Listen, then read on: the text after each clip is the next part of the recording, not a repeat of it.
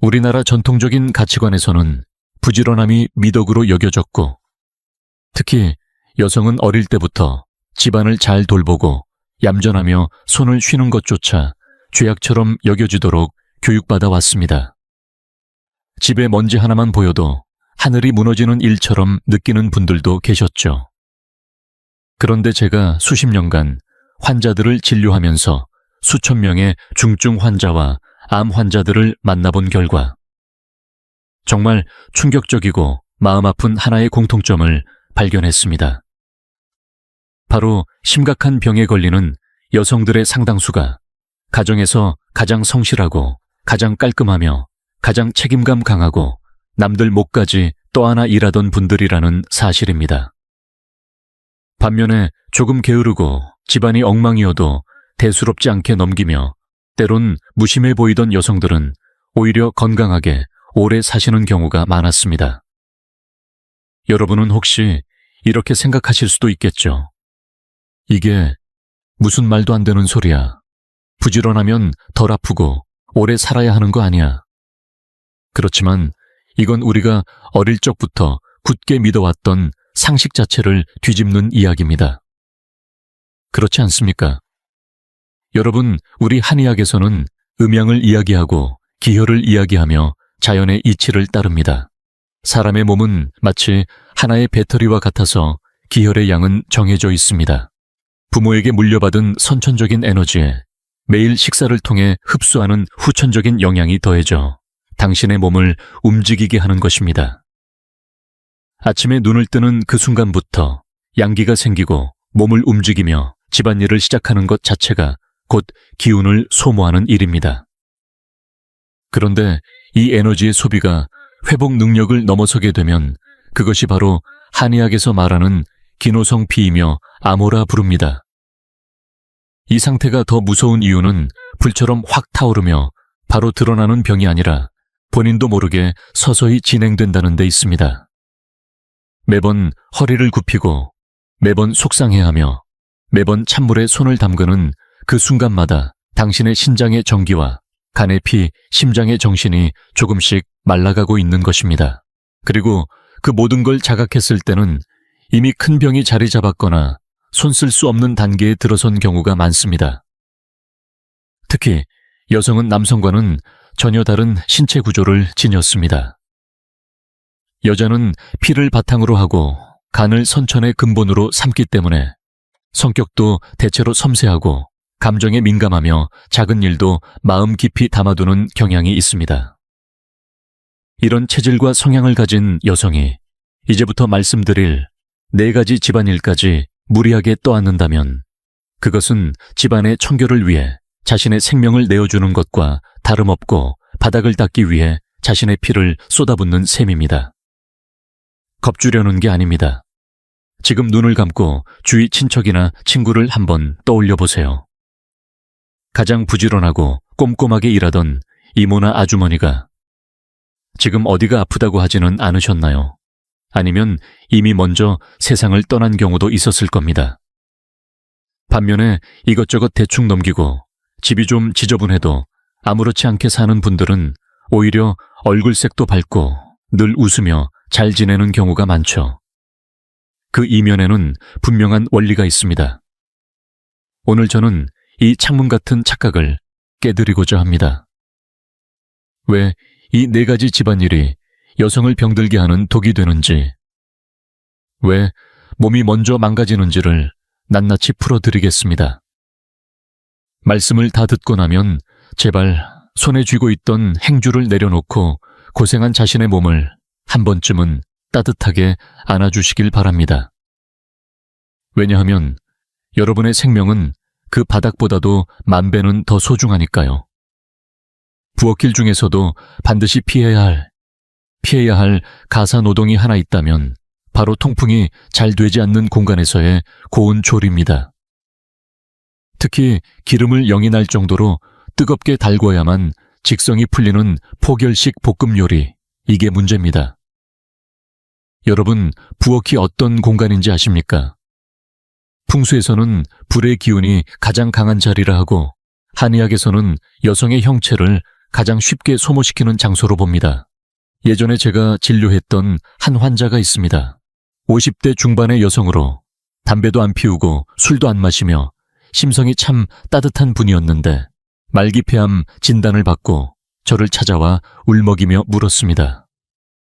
선생님, 저는 담배 한 번 피운 적 없는데 왜 이런 병에 걸렸나요?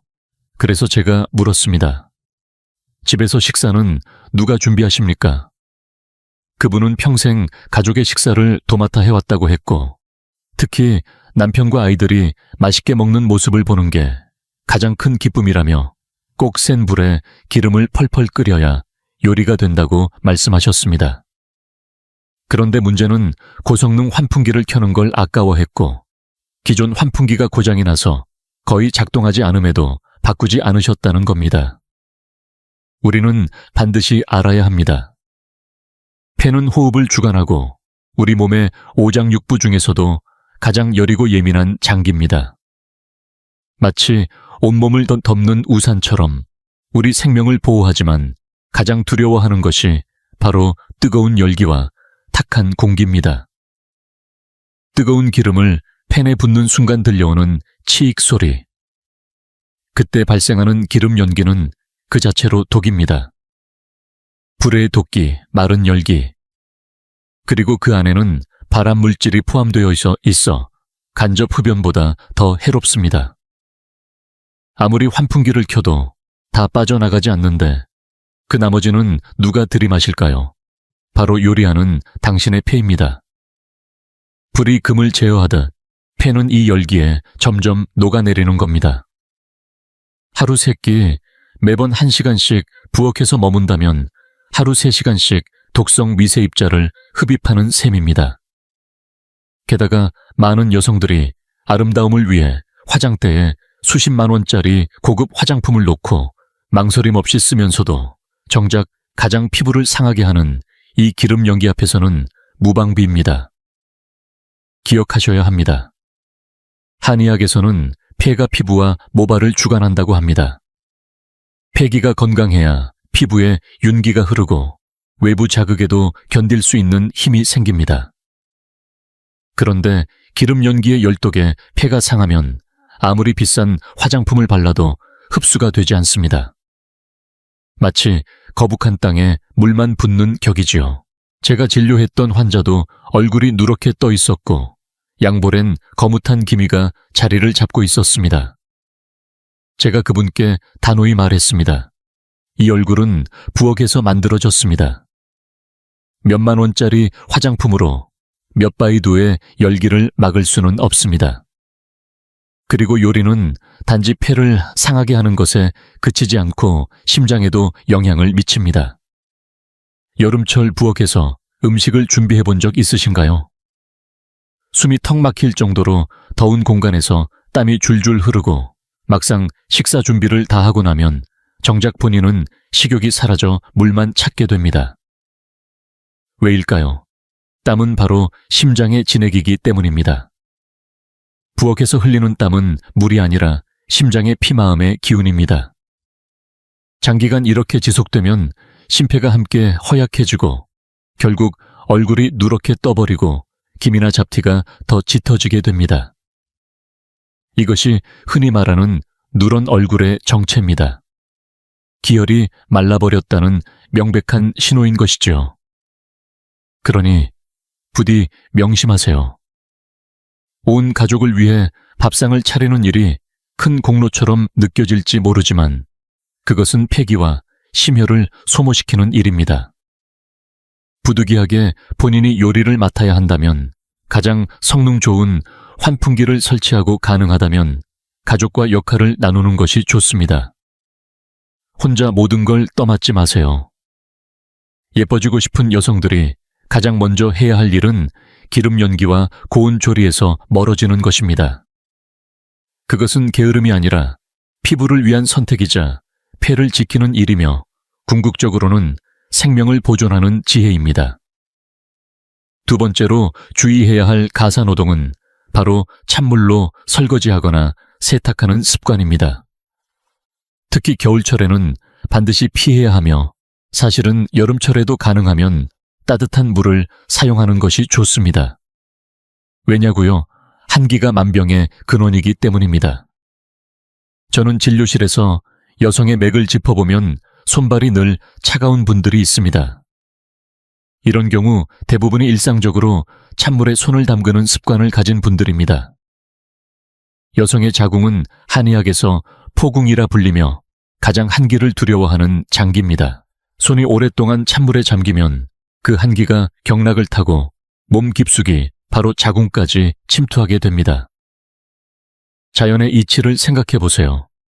겨울의 강이나 호수의 물이 얼면 물고기조차 바닥 깊숙이 가라앉아 움직이지 않습니다.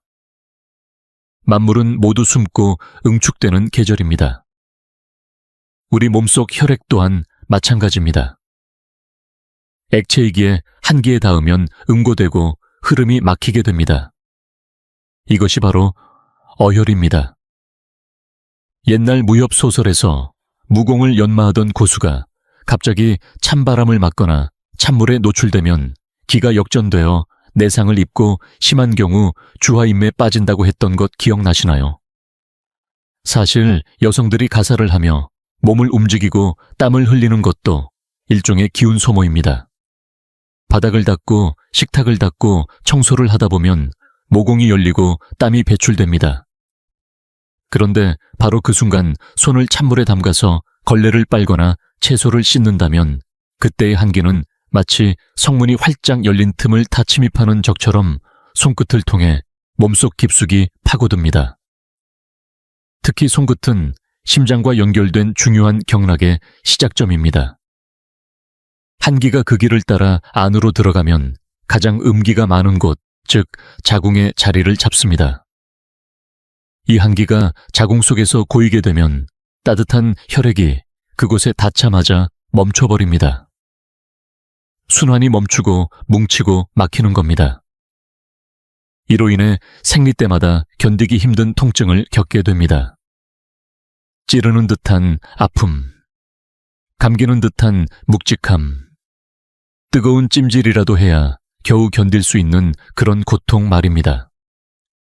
이처럼 어혈은 해가 갈수록 더 커지고 단단해져서 오늘은 콩알만 하던 것이 내일은 밤톨만 해지고 어느 날 초음파 검사를 받으면 의사는 말합니다. 자궁 근종이 있습니다. 난소에 물혹이 있습니다. 그리고 이어지는 말, 수술하셔야 합니다. 그 수술로는 그 뿌리까지 제거되지 않습니다. 왜냐하면 그 뿌리는 바로 한기이기 때문입니다.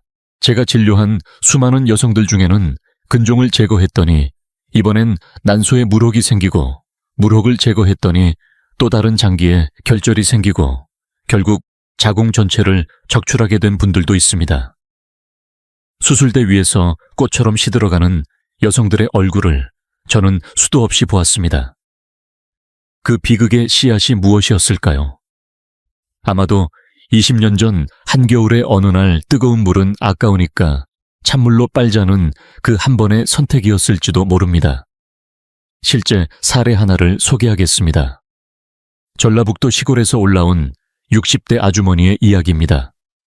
손가락 관절이 모두 뒤틀려 마치 고목나무 뿌리처럼 굽어 있었고 몸을 제대로 펼 수도 없었습니다. 류마티스 관절염이었습니다. 그녀는 말했습니다. 젊었을 때 산후조리를 제대로 못했어요. 시어머니가 도와주지 않아서 찬물로 아기 기저귀를 직접 빨았어요. 물이 살을 찌를 듯 차가웠지만 당시엔 젊고 괜찮을 줄 알았죠. 산후조리 이후 손이 저리기 시작했고 50세 무렵부터는 손가락이 휘기 시작했습니다. 지금은 밤마다 통증으로 잠을 설칩니다. 마치 뼈 안에 벌레가 기어다니는 것 같다고 표현하셨습니다. 한기가 뼈에까지 스며들어 양기를 모두 꺼뜨려버린 결과입니다. 여성은 본래 남성보다 양기가 약합니다. 그런데 매일같이 찬물로 그 양기를 끄고 있다면 그것은 장수를 해치는 길입니다. 따라서 집에 식기세척기가 있다면 망설이지 말고 사용하세요. 세탁기도 적극 활용하시고요. 손으로 직접 설거지나 빨래를 해야 한다면 반드시 고무장갑을 착용하고 반드시 미지근한 물 이상을 사용해야 합니다. 이것은 사치나 예민함이 아니라 생명을 지키는 방법입니다. 기운은 쉽게 회복되지 않습니다. 여러분의 몸을 위해 꼭 기억해 주세요. 이것은 단순한 가사노동이 아니라 생명 에너지를 지키는 선택입니다. 세 번째로 가장 은밀하면서도 깊게 상처를 남기는 가사노동은 바로 과도한 정리정돈과 무릎 꿇고 바닥을 닦는 일입니다. 요즘 인터넷에서는 미니멀리즘이다, 극한 수납법이다 하는 영상들이 넘쳐나고 많은 여성들이 그 영상을 보고 마치 자극을 받은 듯 매일같이 바닥을 박박 문지르고 타일 틈새까지 이쑤시개로 긁어내며 정리함 속 물건은 각 맞춰서 접고 선반 위 병들은 백화점 진열대처럼 줄 세워놓습니다. 하지만 저는 단호히 말하고 싶습니다. 이것은 노동 중독입니다. 한의학에서는 오래 서면 뼈를 상하고 오래 굽히면 근육을 다친다고 합니다. 무릎 꿇고 앉아서 청소하면 그 자세 하나로 무릎에 체중의 몇 배가 눌리고 허리를 굽힌 채 오래 있으면 척추와 요추에 무리가 쌓입니다. 우리 몸에는 족태양 방광경이라 불리는 큰 경락이 있습니다. 이 경락은 몸 뒤쪽을 따라 흐르며 독소 배출의 가장 큰 통로입니다. 그런데 매일 허리를 굽혀 바닥을 닦고 쪼그리고 앉아 물건을 정리하면 이 경락이 뻣뻣하게 경직되며 기혈이 흐르지 못하게 막힙니다. 오랫동안 쪼그려 앉았다가 일어나려 할 때 눈앞이 깜깜해지는 것도 바로 뇌로 가는 혈류가 일시적으로 막혔기 때문입니다. 그러나 이보다 더 큰 문제는 바로 정신적인 해악입니다. 극단적인 정리벽과 청결 강박은 신경을 긴장시키고 심신을 조이게 만듭니다. 작은 먼지 한 톨에도 눈이 돌아가고 물건이 제자리에 없으면 가슴이 답답하고 화가 치밀어 오릅니다. 이렇게 되면 간의 기운이 막히고 그 막힌 기운은 결국 몸 곳곳에 병으로 나타납니다. 유방혹, 갑상선, 결절, 장기 기능 이상 등이 그런 예입니다. 실제로 제가 진료한 환자 중 한 명은 백색 양말을 신고 온 집안을 돌아다녀도 먼지 하나 묻지 않을 만큼 집을 깨끗이 관리하던 분이었습니다. 그는 극심한 불면증으로 저를 찾아왔고 얼굴은 푸르스름하고 창백했습니다. 맥을 짚어보니 간과 신장이 함께 약해져 있었습니다. 제가 조언했습니다. 집을 조금 흐트러뜨려 보세요. 물건을 정리하지 말고 양말도 아무데나 벗어보세요. 하지만 그는 듣지 않았습니다. 집이 어지러워지면 숨이 막힌다고 했습니다. 이것이 바로 병입니다. 이런 청소는 단순한 노동이 아니라 정신을 갈아 넣는 행위입니다. 사람은 한 줄기의 기운으로 살아갑니다. 그 기운을 먼지 하나와 싸우는데 다 써버리면 몸을 돌보거나 회복할 힘이 사라지는 겁니다. 한의학에서는 신장이 뼈를 주관한다고 합니다. 신장의 정기, 곧 부모에게 물려받은 생명력은 일정한 양이 정해져 있고 소모되면 다시 채우기 어렵습니다. 무릎을 꿇고 바닥을 닦고 무거운 짐을 나르고 허리를 길게 굽힌 채 가사노동을 반복하면 결국 허리를 다치고 신장의 정기를 깎아 먹게 됩니다. 실제로 부지런한 주부들이 40, 50대에 접어들며 체형이 무너지기 시작합니다. 등을 구부리고 엉덩이가 아래로 처지고 걸음걸이는 점점 질질 끌게 됩니다. 눈빛도 흐려지고 기운도 사라집니다. 왜일까요? 신장의 정기가 고갈되고 뼈를 지탱할 힘이 약해졌기 때문입니다. 골다공증은 물론 허리 디스크까지 빠르게 진행됩니다. 제가 만난 어떤 환자는 하루에 3번 바닥을 닦던 분이었습니다. 45세였는데 요추가 탈골되어 수술을 받고 나사못을 박아야 했습니다. 침대에 누워 움직이지 못한 채 울면서 말했습니다. 선생님, 천장에 붙은 먼지가 보이는데 제가 못 닦으니 답답해서 미칠 것 같아요. 저는 그에게 말했습니다. 지금 이건 먼지가 아니라 마음속 집착입니다. 당신은 지금 그 집착에 생명을 빼앗기고 있는 겁니다. 그 바닥이 그렇게 깨끗해야만 사랑받을 것 같나요? 남편은 바닥이 반짝인다고 해서 당신을 더 아껴줄까요? 아니요. 오히려 당신이 쓰러진 지금 그는 아내 대신 간병인을 불러야 하는 현실에 지쳐 있을 겁니다. 집은 사람이 머무는 곳이지 모델하우스가 아닙니다. 약간 어질러져 있어도 사람 사는 냄새가 나는 공간이 건강한 공간입니다. 무릎 꿇지 마세요. 허리를 무리하게 굽히지 마세요. 먼지보다 소중한 건 바로 당신의 몸입니다. 네 번째로 말씀드릴 가사노동은 가장 흔하지만 많은 분들이 전혀 자각하지 못하고 있는 정서적 쓰레기 수거입니다. 눈에 보이는 청소도 힘들지만 보이지 않는 마음의 쓰레기를 혼자 다 떠안고 있는 여성들이 너무도 많습니다. 밥상 차리고 빨래하고 청소하는 것만으로도 벅찬데 거기에 더해 남편이 기분 좋은지 아이가 속상한 일은 없는지 시댁은 불만이 없는지까지 온 집안 식구들의 감정까지 다 챙기며 살아가는 당신. 누군가가 아프다 하면 제일 먼저 뛰어나가고 누가 속상해 보이면 제일 먼저 달래주는 그 역할. 그렇게 당신은 어느새 가족의 감정 쓰레기통이자 만능 해결사가 되어 있지는 않으신가요? 이 일은 손발이 고된 노동이 아닙니다. 그래서 더 위험합니다. 한의학에서는 과도한 걱정은 비장을 해친다고 했습니다. 하루 종일 걱정하고 신경 쓰고 마음 졸이는 일들을 반복하다 보면 비장이 제 기능을 하지 못하게 됩니다. 비장은 후천적인 기혈의 원천이자 우리 몸의 에너지를 만들어내는 중심인데 이 기능이 약해지면 아무리 좋은 보약을 먹어도 효과가 없습니다. 더 무서운 건 이런 끊임없는 걱정과 긴장이 울화로 바뀐다는 것입니다. 나는 분명히 가족을 위해 애쓰고 있는데 남편은 고맙다는 말 한마디 없고 아이는 반항만 하고 부모님은 서운한 소리만 할 때 그때 솟아오르는 억울한 분노 외로움. 하지만 그 감정은 누구에게도 말 못하고 마음속 깊이 눌러둔 채 꾹꾹 참기만 합니다. 이것이 바로 간의 기운이 막히는 강이울 결화화입니다. 그렇게 막힌 화후원은 몸속에서 당신의 음기마저 태워버려 결국에는 짜증, 분노, 불면, 안절부절 같은 증상으로 이어집니다. 저는 수많은 여성들을 진료하면서 이와 같은 사례를 너무 많이 보아왔습니다.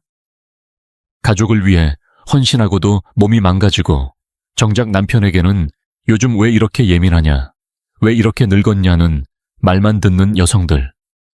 왜 이런 일이 벌어질까요? 당신의 양기가 조용히 하지만 확실히 소진되어 가고 있기 때문입니다. 이 에너지는 눈에 보이지 않지만 걱정과 신경을 쏟을 때마다 조금씩 줄어들고 결국 바닥을 드러내게 됩니다. 기억하세요. 자식은 자식의 복이 있고 남편은 성인입니다. 그들도 스스로의 인생을 책임져야 할 어른입니다. 모든 것을 다 짊어지려 하지 마세요.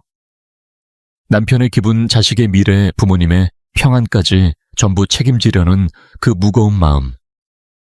당신 혼자 감당할 수 없습니다. 그건 감당해서도 안 됩니다. 그것은 당신의 허리를 서서히 조용히 무너뜨리는 무게입니다. 그렇게 눌려 지쳐버린 몸과 마음은 결국 병이 되어 돌아옵니다. 그리고 아이러니하게도 그렇게 희생한 당신을 아무도 돌보아주지 않습니다. 그러니 지금부터는 이 말을 꼭 기억하세요. 나는 가족의 쓰레기통이 아니다. 내 기분, 내 감정, 내 건강도 중요합니다. 삶은 완벽하게 정리된 희생이 아니라 서로의 여유 속에서 피어나는 이해와 존중에서 시작됩니다. 당신이 건강해야 가족도 건강합니다. 당신이 웃어야 집안에 햇살이 듭니다. 그러니 이제는 그 짐을 잠시 내려놓고 당신 자신의 마음부터 어루만져 주세요. 그것이야말로 진짜 가족을 위한 첫걸음입니다. 성격이 유독 강하고 뭐든 완벽하게 해내야만 직성이 풀리는 분들이 있습니다. 그런 분들은 가사 노동을 할 때 단지 손만 움직이는 것이 아니라 마음까지 함께 소모하고 있습니다. 예를 들어 테이블을 닦는 순간 머릿속엔 온갖 생각이 휘몰아칩니다. 왜 이렇게 기름때가 안 지워져? 아니, 누가 또 여기를 이렇게 더럽혔지? 내가 안 하면 도대체 누가 해? 이런 분노와 억울함 조급함을 품은 상태로 집안일을 하면 그것은 더 이상 단순한 노동이 아닙니다. 그것은 독이 깃든 노동, 바로 독성 가사 노동입니다. 그때 흐르는 기혈은 정상이 아닙니다.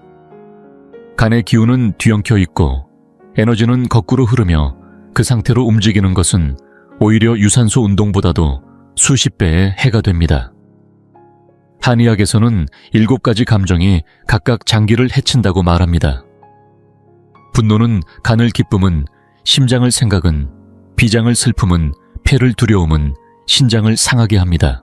우리는 가사 노동을 하며 이 모든 감정을 복합적으로 경험합니다. 특히 억울함과 분노는 가슴속에 쌓이고 그 감정 독소는 몸의 기혈을 따라 돌면서 어딘가에 머물게 됩니다.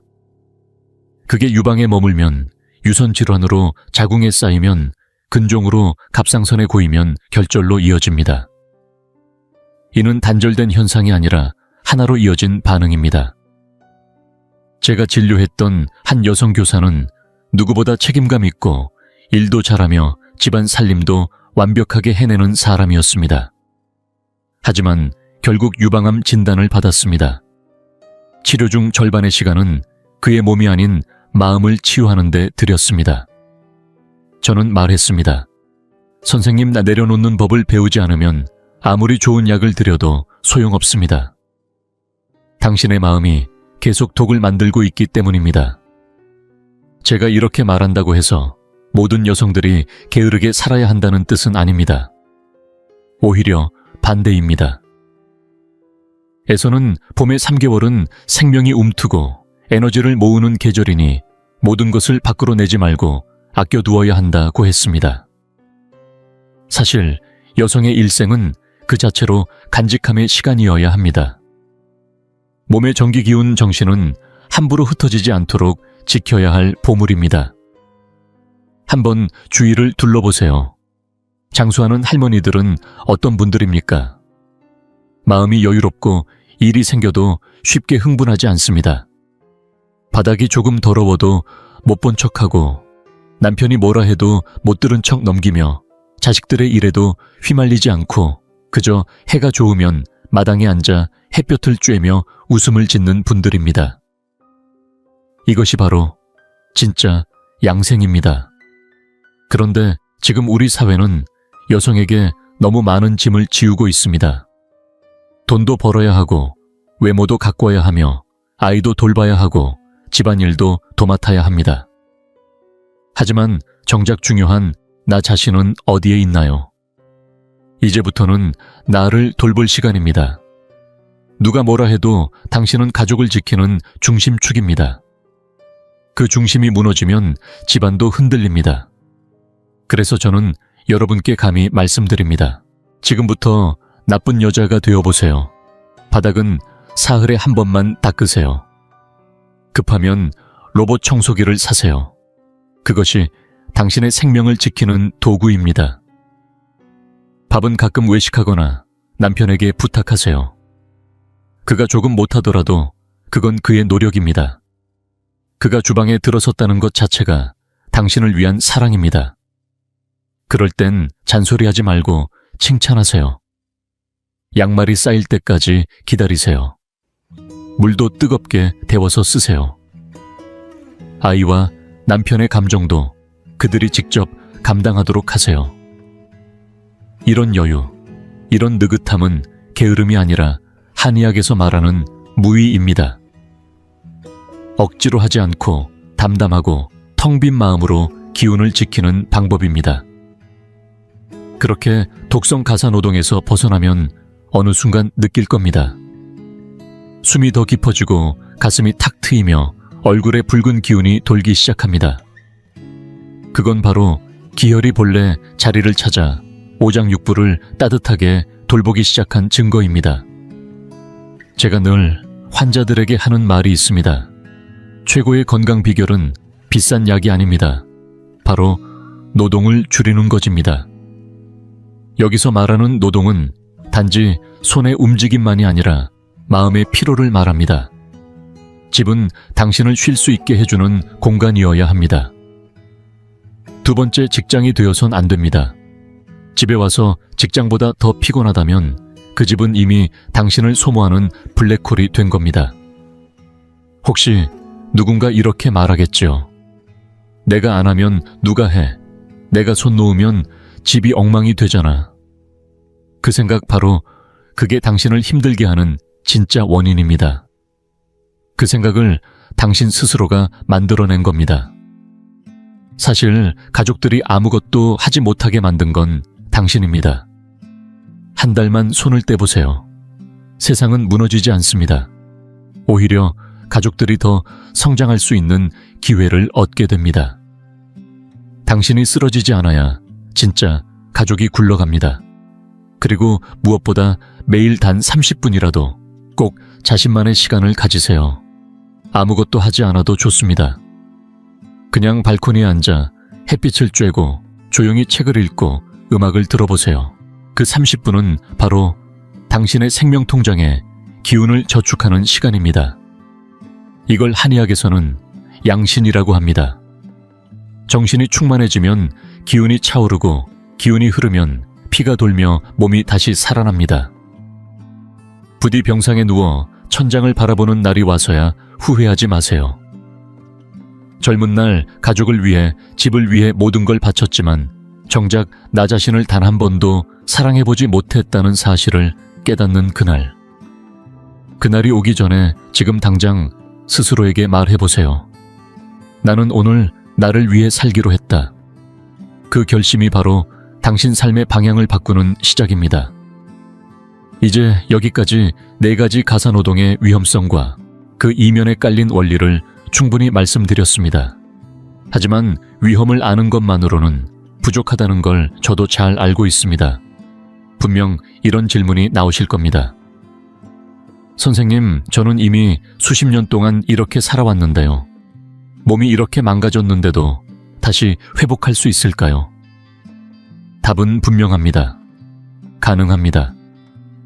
한의학의 위대함은 바로 늦었어도 다시 기를 수 있다는 데 있습니다. 아직 숨이 붙어 있고 지금부터라도 방향을 바꿀 의지가 있다면 몸은 언제든 회복의 길로 돌아설 수 있습니다. 그래서 지금부터는 허공에 뜬 이론은 다 내려놓고 집에서 바로 실천할 수 있는 방법만 말씀드리겠습니다. 스스로 망가뜨려 온 몸을 하루하루 다시 세워 올리는 법입니다. 첫 번째로 반드시 짚고 넘어가야 할 핵심은 잠입니다.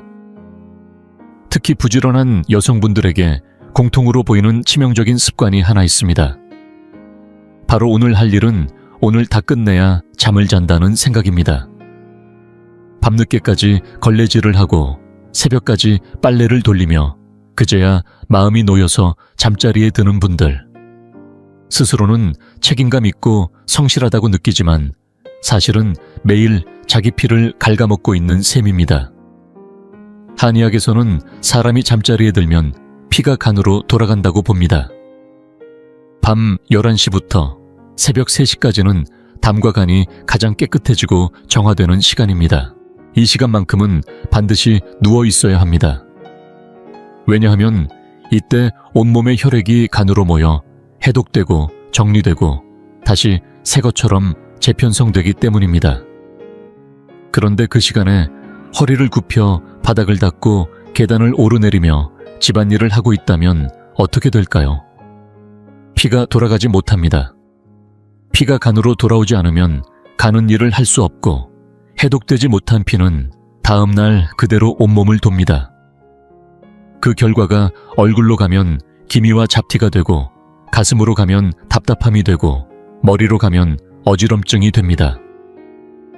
저는 서울에서 음식점을 운영하던 한 환자를 본 적이 있습니다. 수년간 얼굴 가득 기미가 퍼져 수천만 원을 들여 시술을 받아도 점점 더 피부가 얇아지고 색은 짙어졌습니다. 이유는 간단했습니다. 매일 새벽 2, 3시에야 잠자리에 들었기 때문입니다. 제가 한 말은 단 하나였습니다. 밤 10시 반에 불 끄고 침대에 누우세요. 아무것도 바르지 마세요. 처음엔 반신반의하던 그분이 결국 그대로 따랐고 석 달 뒤 다시 만났을 때 얼굴의 기미는 절반 이상 옅어졌고 피부의 투명함이 돌아왔습니다. 그분이 물었습니다. 대체 무슨 약을 쓰신 겁니까? 저는 웃으며 말했습니다. 약이 아니라 순리입니다. 그러니 여러분 집이 얼마나 어질러져 있든 빨래가 얼마나 쌓여 있든 상관없습니다. 시계가 10시 반을 가리키는 순간 멈추세요. 하늘이 무너질 것 같아도 괜찮습니다. 버틸 수 있는 사람은 버틸 것입니다. 당신의 임무는 오직 잠드는 것입니다. 이것이 바로 간혈을 기르는 방법이고 기혈을 회복하는 가장 기본 중의 기본입니다. 잠 하나만 제대로 바로잡아도 어떤 보약보다 강력한 효과가 나타납니다. 이 기초가 바로 서지 않으면 그 위에 아무리 많은 노력을 쌓아도 몸은 흔들릴 수밖에 없습니다. 두 번째로 알려드릴 회복법은 바로 아침에 마시는 따뜻한 생강대추차입니다. 앞에서 말씀드린 것처럼 많은 여성들이 찬물로 빨래하거나 채소를 씻는 과정에서 한기를 몸속 깊숙이 들여보내게 됩니다. 그렇다면 이 냉기를 어떻게 몰아낼 수 있을까요? 비싼 약을 먹어야 할까요? 아닙니다. 그럴 필요 전혀 없습니다. 여러분은 단지 가까운 시장에서 껍질이 두껍고 속살이 노란 묵은 생강을 사오면 됩니다. 연하고 하얀 어린 생강은 흩어지는 성질이라 안 되고 오래된 생강일수록 몸을 따뜻하게 하는 기운이 강합니다. 여기에 말린 대추도 함께 준비하세요. 꼭 씨를 제거한 것으로 골라야 합니다. 왜냐하면 대추의 씨는 열성이 강해 자칫하면 기운을 흩뜨릴 수 있기 때문입니다. 우리가 원하는 것은 피를 보충하고 비장을 튼튼하게 해주는 대추의 살입니다. 방법은 간단합니다. 아침마다 묵은 생강 3, 5쪽 씨를 뺀 말린 대추 5, 6개를 물에 넣고 은근하게 끓여 드세요. 반드시 아침에 마셔야 효과가 큽니다. 한의학에서는 아침에 생강을 먹는 것은 탕약보다 낫다고 했습니다. 아침은 하루 중 양기가 막 솟아오르기 시작하는 시간입니다. 이때 뜨겁고 매운 생강의 기운이 온몸의 경락을 타고 흐르며 밤새 쌓인 한기를 몰아냅니다.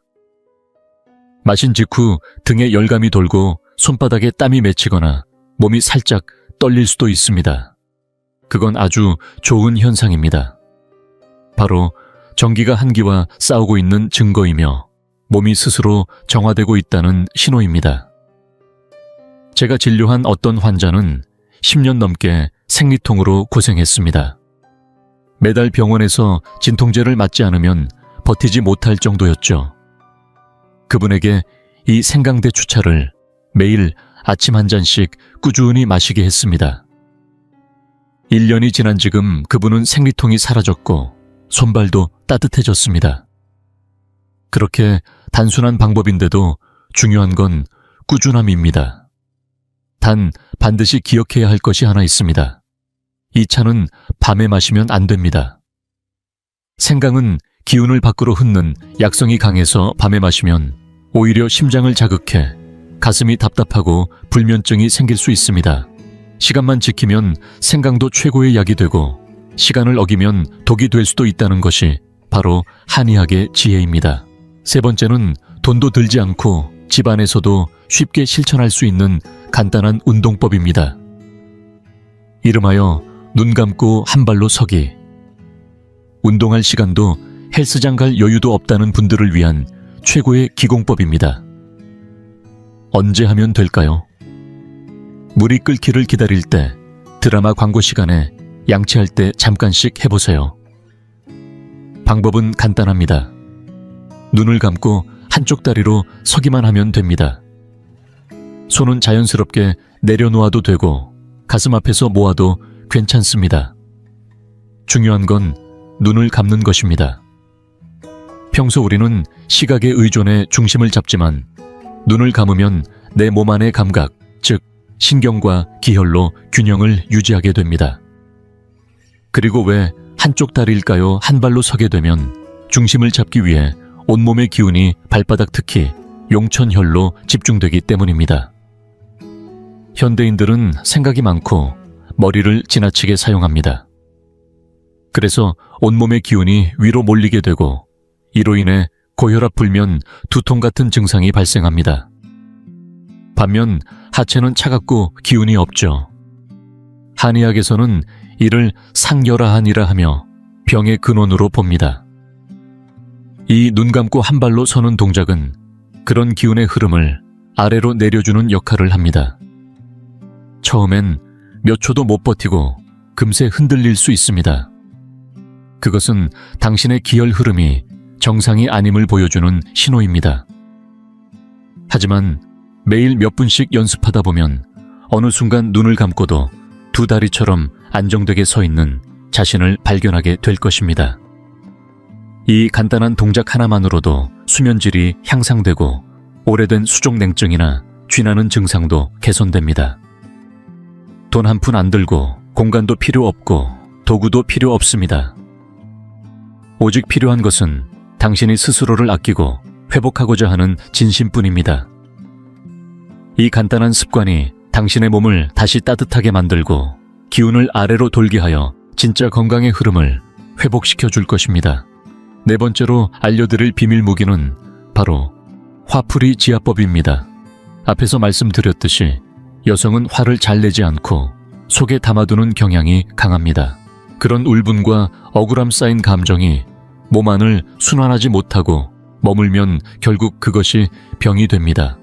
화가 풀리지 않으면 그 기운이 쌓여서 열로 바뀌고 열은 덩어리를 만듭니다.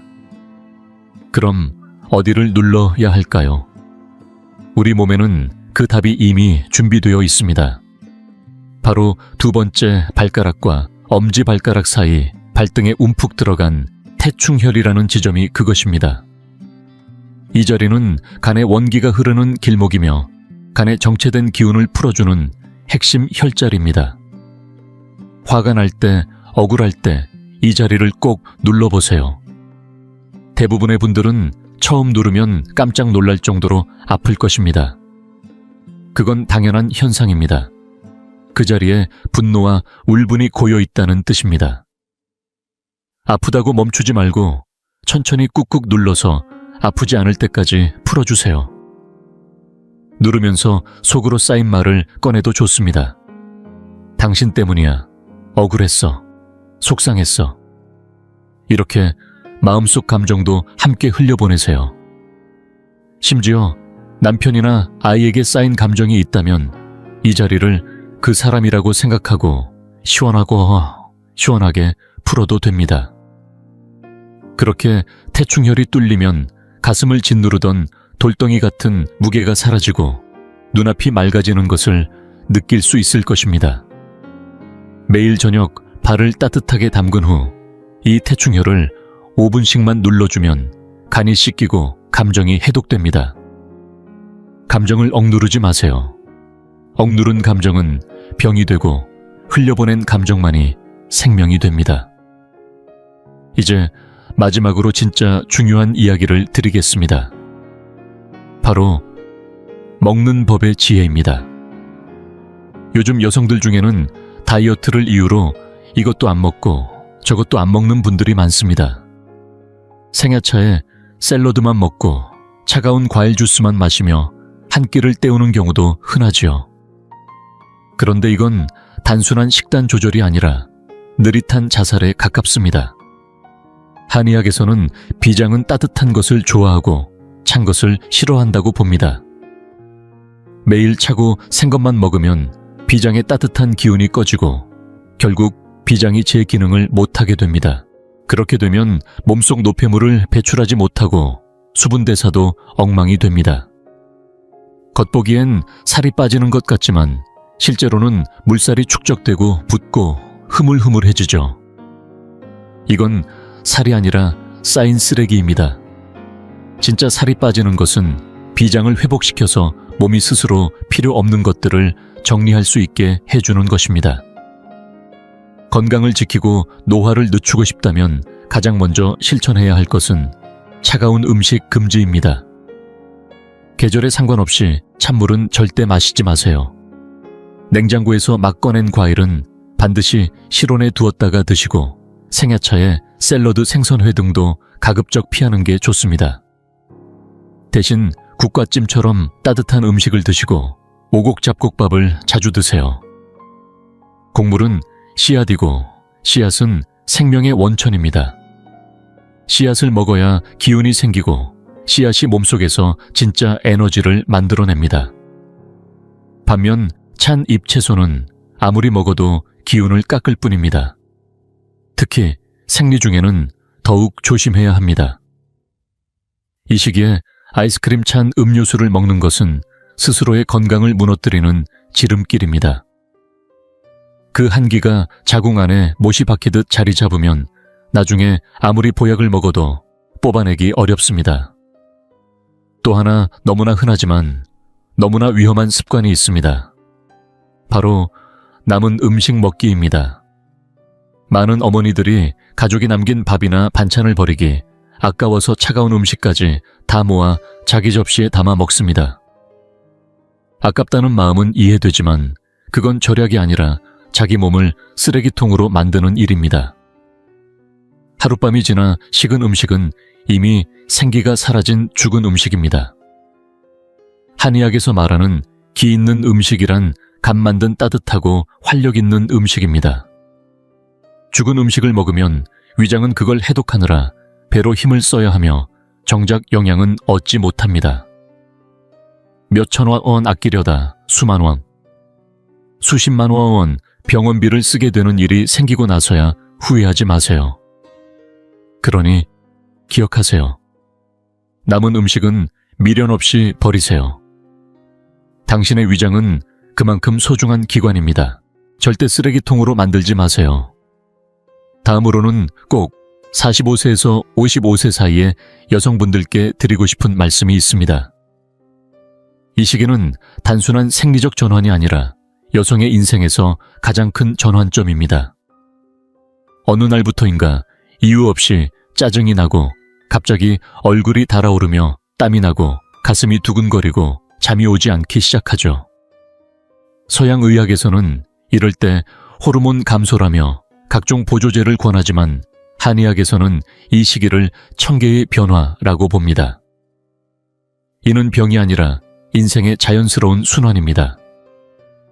몸이 아이를 낳는 생식 중심의 모드에서 자신을 돌보고 보양하는 생존 중심의 모드로 전환하는 신호입니다. 이 변화에 두려워하지 마세요. 오히려 이는 제2의 인생을 준비할 수 있는 귀중한 기회입니다. 매달 흘러가던 피가 이제는 멈추고 그 혀를 온전히 간과 심장과 뇌를 위해 쓸 수 있게 됩니다. 이 시기야말로 내 몸을 다시 살리는 기회입니다. 그래서 더더욱 게을러 져야 합니다. 집안일의 무거운 일은 더 이상 하지 마세요. 아이들 결혼 문제, 집 문제 간섭하지 마시고 남편의 잔소리는 과감히 한 귀로 듣고 한 귀로 흘리세요. 당신의 에너지를 이제는 자신을 위해 써야 합니다. 좋아하는 것을 배우고 아침 운동도 해보고 여행도 가보세요. 단 밤늦게까지 음악을 크게 틀고 광장 댄스를 추는 건 자제해야 합니다. 몸은 이제부터는 쉬어야 할 시간입니다. 만약 열감이 심하고 땀이 자주 난다면 그건 음기가 약해져 불이 치솟는 상태입니다. 이럴 땐 백합과 연자육을 넣은 차를 끓여 드시거나 지황과 백지환 같은 한방 약재를 드시면 좋습니다. 심리적으로 자주 불안하고 짜증이 난다면 간의 기운이 막힌 것입니다. 이럴 때는 소요산이라는 약재가 좋습니다. 여성에게는 아주 오래전부터 마음의 열쇠라고 불려온 처방이지요. 절대 억지로 버티지 마세요. 특히 아무 효과도 없는 보조식품 가짜 콜라겐, 양태반 이런 것에 현혹되지 마세요. 대부분은 영양 성분도 낮고 오히려 비위가 약한 여성에게는 더 큰 부담을 줍니다. 결국 제대로 흡수도 못하고 뱃살만 늘어납니다. 진짜 보약은 무엇일까요? 마음의 안정, 편안한 수면, 그리고 따뜻한 집밥입니다. 이 세 가지가 갖추어져야 진짜 기운이 돌아옵니다. 가공된 영양제가 아니라 삶의 리듬 자체를 바꾸는 것이 바로 이 시기를 가장 현명하게 이겨내는 길입니다. 이 변화는 끝이 아니라 새로운 시작입니다. 자기 자신을 위해 이제는 살 시간입니다. 다음으로 꼭 말씀드리고 싶은 건 바로 손주 육아에 대한 이야기입니다. 지금 우리 사회에서는 할머니 외할머니가 손주를 돌보는 주력 인력이 되어버렸습니다. 그러나 정작 그분들 자신의 건강은 어떻습니까? 관절이 약해지고 허리 디스크가 있는 분들도 많습니다. 그런 분들이 매일같이 아이를 안고 쫓아다니며 달래는 육아를 감당한다는 건 너무나도 큰 신체적, 정신적 소모입니다. 저도 수없이 많은 어르신 환자들을 보았습니다. 손주를 돌보다 허리 디스크가 터지고 심장에 무리가 오고 혈압이 치솟는 경우가 정말 많습니다. 아이는 무겁습니다. 달리기를 하면 쫓아가야 하고 울면 안아줘야 하고 뛰어다니면 따라가야 합니다. 6, 7살 넘은 분들이 매일 그렇게 움직이는 건 정말 위험한 일입니다. 만약 자녀들이 그런 사정을 모르고 손주를 전적으로 맡긴다면 분명히 선을 그어야 합니다. 도와주는 건 할 수 있지만 전부 떠맡는 건 안 됩니다. 자녀들에게 분명히 말해주세요. 엄마는 이제 나이도 있고 건강을 지켜야 해. 앞으로 손주가 자라는 모습을 오래오래 보고 싶다면 지금 나를 너무 무리하게 시키지 말아줘야 해. 이건 이기심이 아니라 지혜입니다. 건강한 할머니는 아이에게 책도 읽어주고 손을 잡고 천천히 산책도 함께 할 수 있습니다. 반대로 병상에 누워있는 할머니는 아이에게 부담이 되고 그 기억은 아이의 마음에 상처로 남습니다.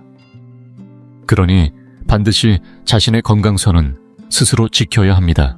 또 많은 여성분들이 나도 쉬고 싶은데 자꾸 생각이 나서 잠이 안 와요 라고 하십니다. 맞습니다. 몸은 누웠는데 머리는 여전히 집안일 아이 걱정으로 돌아가고 있으니까요. 이럴 땐 제가 자주 추천하는 심신안정법이 있습니다. 밤에 누워서 생각이 멈추지 않을 때는 호흡에 집중하세요. 그리고 발뒤꿈치에 의식을 모아보세요. 속으로 조용히 외우는 겁니다. 머리는 차갑게, 발은 따뜻하게. 이렇게 하다 보면 산란하던 기운이 아래로 내려가면서 마음이 차분해지고 어느새 잠이 스르르 옵니다. 그리고 반드시 스마트폰은 꺼두세요. 그 빛은 간의 피를 말리는 독입니다. 밤에 불 다 끄고 누워서 스마트폰 보는 건 말라가는 음기를 마지막까지 쥐어짜는 것과 같습니다. 지금 30도 안 된 젊은 사람들조차 눈이 침침하고 목 디스크로 고생하는 걸 보면 얼마나 위험한 습관인지 알 수 있죠. 저는 이런 말씀도 드립니다. 저녁 10시 이후엔 휴대폰은 꺼서 거실에 두세요. 누가 연락하든 중요한 일이든 다음날 아침에 보면 됩니다. 세상에 잠보다 중요한 일은 없습니다. 마지막으로 계절에 따라 건강을 돌보는 법도 알려드릴게요. 한의학에서는 천인합일이라고 말합니다. 계절에 맞게 살라는 뜻입니다. 봄은 기운이 올라오는 시기이니 창문을 열고 산책을 자주 나가고 햇빛을 받아야 합니다. 여름은 기운이 가장 소모되는 시기이니 한낮의 더위 속에 집안일을 억지로 하면 심장의 기운을 해치게 됩니다. 반드시 피해야 합니다. 가을은 수렴의 계절이기 때문에 조용히 차분하게 지내고 자극적인 음식은 피하며 기름지고 무거운 음식은 줄이고 따뜻한 국물 위주로 드시는 게 좋습니다. 겨울은 말씀드린 대로 폐장의 계절입니다. 되도록 땀을 많이 흘리지 말고 찬물도 피하고 곰처럼 웅크리고 쉬는 자세로 하루하루를 보내야 합니다. 일찍 자고 몸을 아끼는 것만으로도 질병은 멀어지고 기운은 회복됩니다. 계절의 흐름에 따라 살면 하늘이 지켜줍니다. 그러나 그 리듬을 거스르면 몸이 먼저 아프기 시작합니다. 지금부터라도 하늘의 이치에 순응하며 나의 건강을 지키는 삶을 시작하시길 바랍니다. 오늘 이 자리에서 제가 참 많은 이야기를 드렸습니다. 고온의 기름 연기, 찬물 설거지, 과도한 청소 감정 노동 같은 보이지 않는 독성 가사 노동부터 시작해서 한의학의 시각에서 본 폐가 열에 약하고 자궁은 한기에 약하며 비장이 걱정에 약하다는 기본 원리까지 말씀드렸습니다. 그리고 다시 회복할 수 있는 방법으로 자시에 잠들기, 아침 생강차 눈 감고 한 발로 서기, 태충혈, 지압 감정, 해독 생음식, 금지 남은 음식 버리기 등도 알려드렸습니다. 이 모든 것을 관통하는 핵심은 단 두 글자입니다. 바로 보양. 여성은 음에 속하는 존재입니다. 원래부터 몸이 차고 기운이 쉽게 허해집니다. 그런데 거기에다 하루하루 양기를 소모하고 한기를 불러들이는 일만 계속하면 그건 스스로를 무너뜨리는 일입니다. 사람은 기운으로 삽니다. 그 기운 즉 양기가 사라지면 생명도 같이 사라집니다. 부지런함은 미덕이지만 생각 없는 부지런함은 오히려 어리석은 일입니다. 요즘 세상은 너무 빠르게 돌아갑니다. 여성들은 딸이면서 아내이고 엄마이며 직장인이고 며느리이기도 합니다. 그 모든 역할이 여러분에게 완벽함을 요구합니다. 하지만 단 한 사람도 여러분에게 건강하라고 말해주지 않습니다. 그래서 오늘 제가 여러분께 꼭 전하고 싶었습니다. 집안의 먼지는 닦아도 끝이 없고 아이 옷은 빨아도 계속 더미처럼 쌓이며 주방의 설거지는 끊이지 않습니다.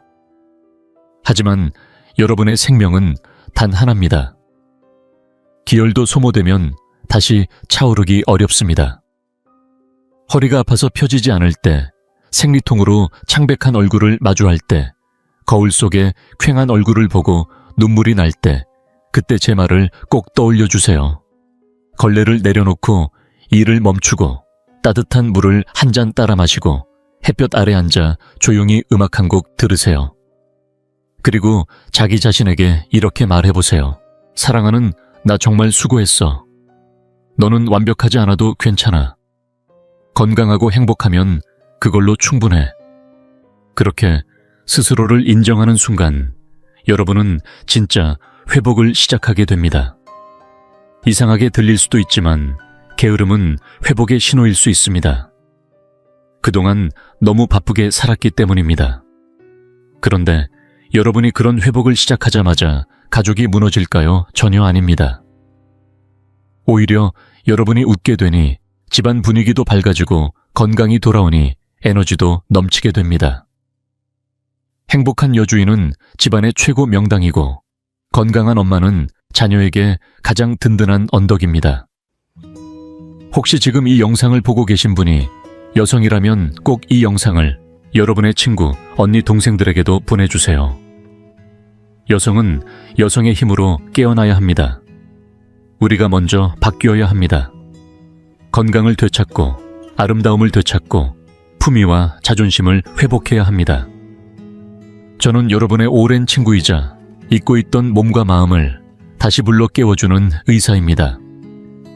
건강을 지키는 일은 몸을 먼저 돌보는 것이 아닙니다. 마음을 돌보는 것부터 시작입니다. 다음 영상에서도 꼭 다시 만나 뵙기를 바랍니다. 감사합니다.